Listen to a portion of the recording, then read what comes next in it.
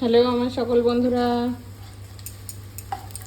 কাছে দূরে যে যেখানেই আছেন সকলকে অনেক অনেক ভালোবাসা। বড়দের আমার শ্রদ্ধা প্রণাম, ছোটদের আমার স্নেহ আশীর ভালোবাসা।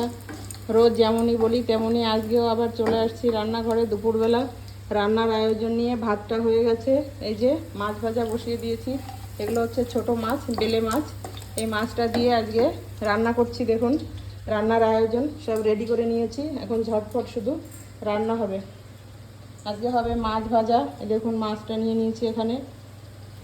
পটল হবে, এই যে পটলটা শুধু উপরে সবুজ সিল্কাটা ছাড়িয়ে নিয়েছি, ওটা এখন কেটে নেব। এই যে চিংড়ি দিয়ে, চিংড়ি পটল রান্না হবে, মাছ ভাজা হবে, কলা আর হেলাঞ্চে শাক এইটা দিয়ে, আর এই ছোটো মাছটা দিয়ে তরকারি রান্না হবে। তো দেখুন এই যে সমস্ত এখানে একভাবে সব সাজিয়ে গুছিয়ে নেওয়া হয়েছে। তো এখন রান্নার পালা। আর বাসন কোসন সব ধুয়ে নিয়েছি, এখন শুধু তাড়াতাড়ি রান্না করব। সঙ্গে থাকুন আর দেখতে থাকুন রান্না করছি।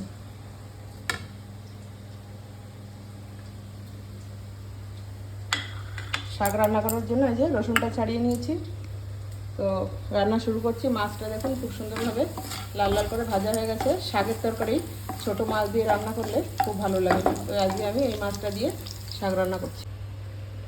দেখুন তেলটা খুব ভালোভাবেই গরম হয়ে গেছে, তো তেলের মধ্যে আমি দিয়ে দিচ্ছি যে জিরে, গোটা জিরে,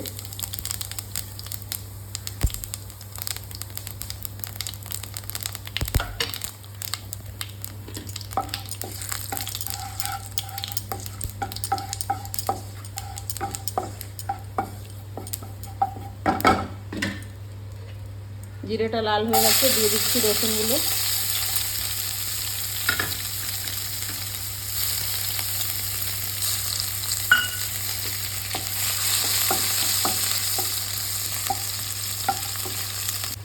রসুনটা দেখুন খুব সুন্দরভাবে ভাজা হয়ে গেছে, এবার দিয়ে দিচ্ছি কেটে রাখা কলাগুলো।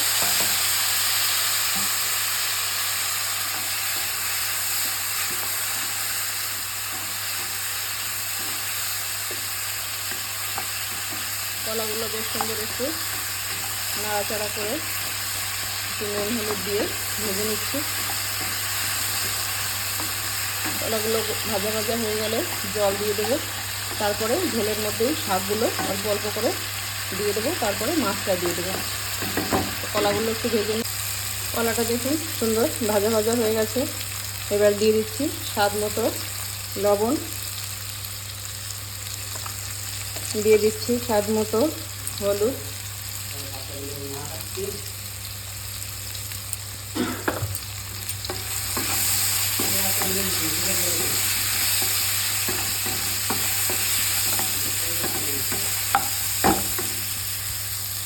এখন দিয়ে দেবো জল।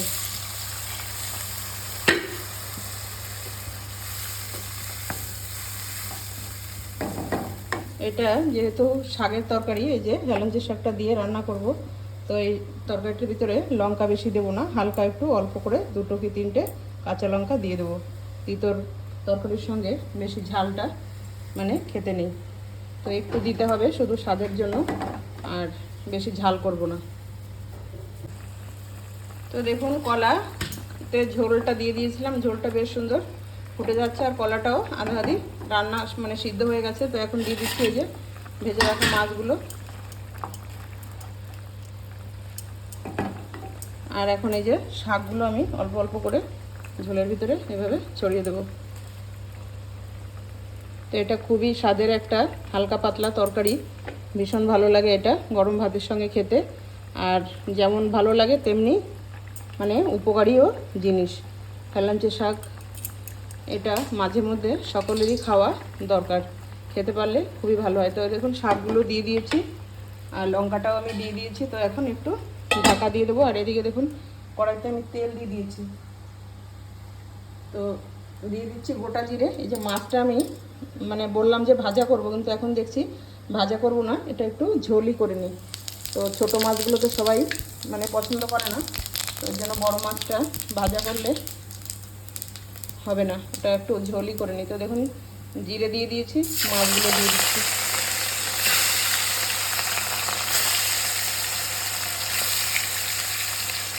রান্না করতে করতে অনেক সময় হঠাৎ মাথায় রান্নার পদ্ধতি চেঞ্জ হয়ে যায়, তো তেমনি আমারও চেঞ্জ হয়ে গেল।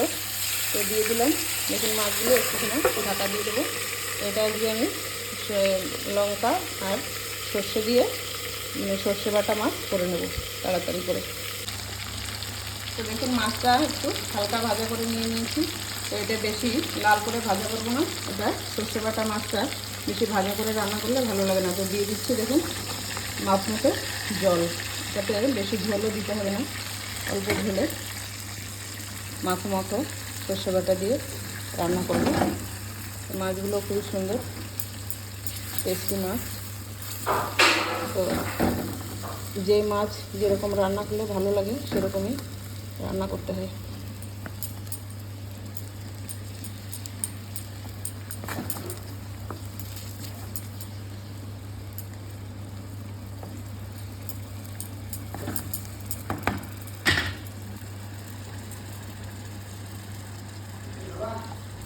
না এটা ঢাকা দিয়ে দিচ্ছি, আর ততক্ষণে আমি সর্ষে আর লঙ্কাটা বেটে নেব। তো দেখুন হয়ে গেছে আমার শাকের তরকারিটা, খুব সুন্দর রান্না হয়েছে। আর এটা এখন আমি নামিয়ে নেব। এটা একটু হালকা কলা দিয়ে আর শাক দিয়ে রান্না করলে হেভি হেভি সুন্দর লাগে খেতে এই শাকের তরকারি, এইভাবে ছোট মাছ দিয়ে। তো দেখুন হয়ে গেছে তরকারিটা, এটা নামিয়ে নেব। আর এটাও দেখুন এই যে আমি লঙ্কা আর সর্ষেটা পেস্ট করে নিয়েছি, আর এটা রান্নাটা মানে হয়েই গেছে। এখন এটা দিয়ে একটু ফুটিয়ে নামিয়ে দেবো।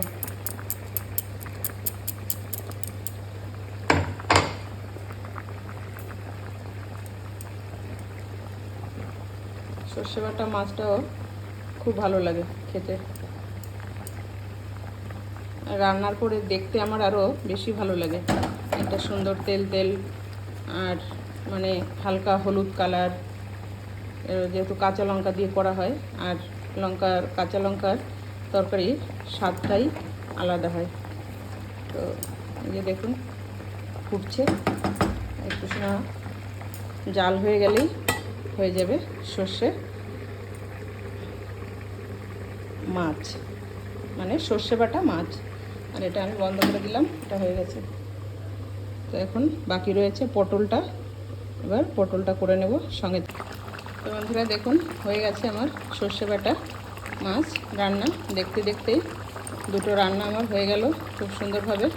তো সঙ্গে থাকুন, এবার নামিয়ে নিচ্ছি সর্ষে বাটা মাছটা।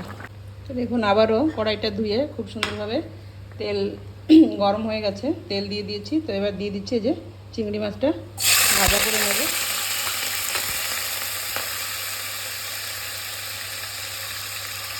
দিয়ে দিলাম হলুদ, দিয়ে দিলাম লবণ। মাছটাকে খুব ভালোভাবে একটু ভাজা করে নেব।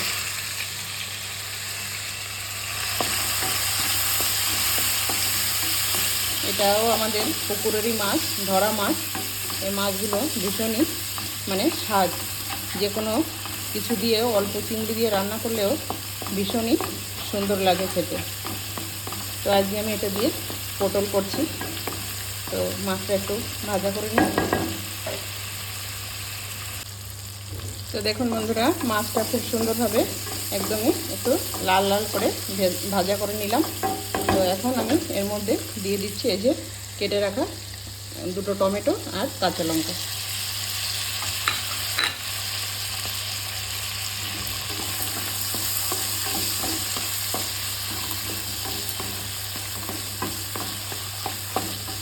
একটু নাড়াচাড়া করে নিলাম।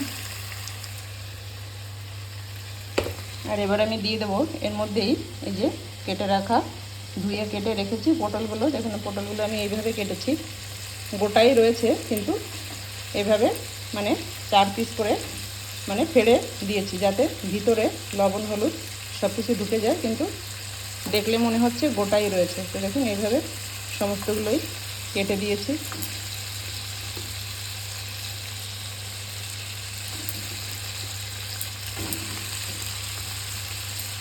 দেখতে মনে হবে গোটা, কিন্তু ভিতরে সমস্ত মশলা তেল সবই চলে যাবে। দু একটা চিংড়ি মাছও ঢুকে যাবে ভিতরে রান্নার পরে, তো ওটা বের করে খেতে খুব ভালো লাগবে, মশলার সঙ্গে মিশে যাবে।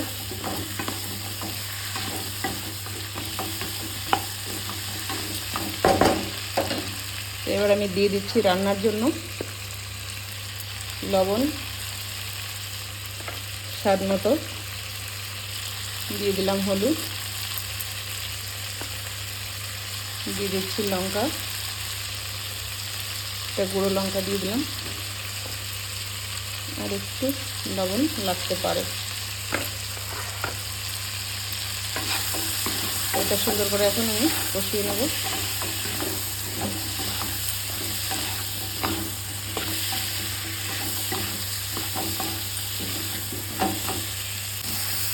দেখুন টমেটো দুটো, লঙ্কা আর এই যে পটল বেশ সুন্দর করে ভাজা ভাজা করে নিয়েছি। টমেটোগুলো খুব সুন্দর হয়ে মানে সিদ্ধ হয়ে ভাজা হয়ে এর সঙ্গে মিশে গেছে। তো এবার আমি দিয়ে দেবো এর মধ্যে, দেখুন এই যে দুধ, তো দুধটা এখন আমি দিয়ে দিচ্ছি।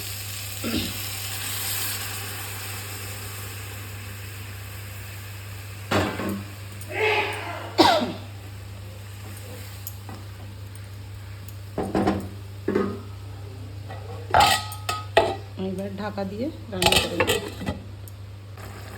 তো দেখুন বন্ধুরা, পটলটা খুব সুন্দরভাবে একদমই সিদ্ধ হয়ে দেখুন নরম হয়ে গেছে। আর সমস্ত মশলা, এই যে এটা নারকেলের দুধ দিয়ে দিয়েছিলাম পটলের মধ্যে, নারকেলের দুধ চিংড়ি মাছের এটা মালাইকারি হয়েছে। দেখুন এই যে এইভাবেই আমি রান্না করে নিয়েছি। তো এটার মধ্যে কিন্তু পেঁয়াজ রসুনটা আমি ব্যবহার করিনি বা আদাটাও দিইনি।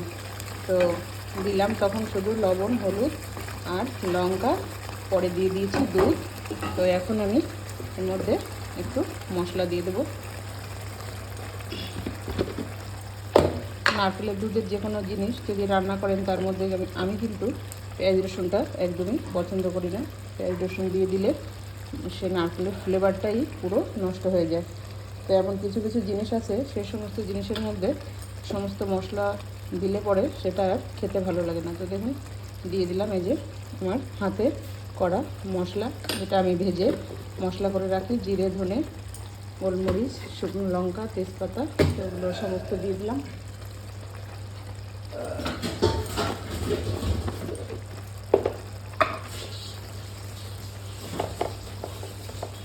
আর দিয়ে দিচ্ছি একটু গরম মশলা। তো হয়ে গেল আমার স্বাদের চিংড়ি পটল রান্না। তো এইভাবে আমি আজকে রান্না করে নিলাম। আর পটল মশলাটা যখন করি তখন পেঁয়াজ রসুন আদা বা অন্য সকল মশলা দিয়ে একসঙ্গে সেটা করে নিই। তো দেখুন আজকে আমি এইভাবেই রান্না করে নিলাম। আর উপরে এখন একটু ধনেপাতা ছিটিয়ে দিলেই একদম রেডি চিংড়ি পটলের মালাইকারি। তো এই যে শুধু এরকমই মশলাই থাকবে, আর খেতে তো অসাধারণ লাগবে।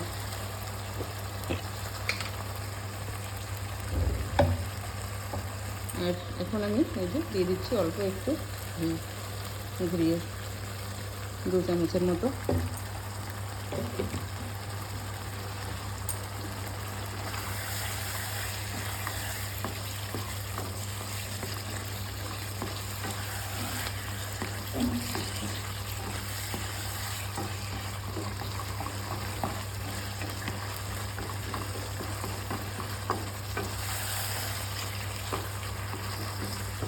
দারুণ হয়েছে, দারুণ, এত সুন্দর মানে সেন্ট আসছে, মানে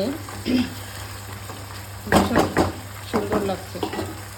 বাইরে থেকেও সেন্ট পাওয়া যাচ্ছে যে রান্না হচ্ছে কিছু স্পেশালি খাবার। তো দেখুন সুন্দরভাবে কিন্তু আমার রান্নাটা হয়ে গেছে। এখন কিন্তু আমি এটা নামিয়ে নেবো। দেখুন সব মুক্ত জায়গা থেকে তেল ছেড়ে দিয়েছে। তো এটা রেডি, পারফেক্ট রান্না। তো বন্ধুরা আমার সকল রান্না কমপ্লিট। তো একবার আপনাদের দেখিয়ে নিই আমি আজকে কি কি রান্না করলাম আর কেমন লাগছে দেখতে। তো এই দেখুন, প্রথমে এই যে ভাতটা, গরম ভাত রয়েছে। আর প্রথমে রান্না করেছি এই যে ছোট মাছ দিয়ে কলা, কাঁচকলা আর হেলাঞ্চা শাক দিয়ে তরকারি। অপূর্ব স্বাদের তরকারি এটা। আমাদের ঘরে তো সকলেই পছন্দ করে এটা। মাঝে মধ্যেই মানে রান্না হয়, তো যখন রান্না হয় তখন সকলে ভালোই খায়। শ্বশুরমশাই তো শুধু এই একটা তরকারি হলেই হয়ে যায়, আর কিছুই লাগে না। তো ওনার এই শাকের তরকারিটা এত পছন্দ, আমার কত ভালো খায়। আর তারপরে করে নিয়েছি এই যে দেখুন সর্ষে বাটা মাছ। তো এটাও একদমই মাখো মাখো করে করেছি। আর লাস্টে করে নিলাম এই দেখুন এই যে পটল আর চিংড়ি দিয়ে পটল চিংড়ি মালাইকারি। তো দেখুন এই যে চিংড়ি আর এই যে পটল। আর পটলগুলো যেহেতু আমি এইভাবে একটু মানে ফেড়ে দিয়েছি সমস্ত পটলগুলোই মাঝখান থেকে, তো দেখুন পটলের পুরো ভিতরটার মধ্যে কিন্তু বাবা গরম, দেখুন মশলাতে পুরো ভরা। তো খেতে কেমন লাগবে আপনারা অবশ্যই বুঝতে পারছেন। আর এই যে ধরা চিংড়ির স্বাদ, আর এইভাবে যদি মানে নারকেলের মালাইকারিটা হয় তাহলে কেমন লাগবে, দুর্দান্ত স্বাদের মানে খাবার এটা। আর রান্নাটাও বেশ কেমন হয়েছে, ছেলেরাও আজকে খুব পছন্দ করবে। তো আজকে এই যে এই কটাই রান্না করলাম। তো আপনাদের কেমন লাগলো রান্নাগুলো, আর রান্না করার যে আমি পদ্ধতিতে রান্না করলাম, যদি ভালো লাগে সকলে তাহলে একটা লাইক করবেন আর চ্যানেলটিকে সাবস্ক্রাইব করে সকলে পাশে থাকবেন। আর সকলের ভিডিওগুলোকে দেখবেন আর সকলকে এগিয়ে নিয়ে যাবেন। তো আজ এ পর্যন্ত, দেখা হচ্ছে আবার নতুন কোনো ভিডিওর সঙ্গে। সকলে ভালো থাকবেন, সুস্থ থাকবেন, টাটা।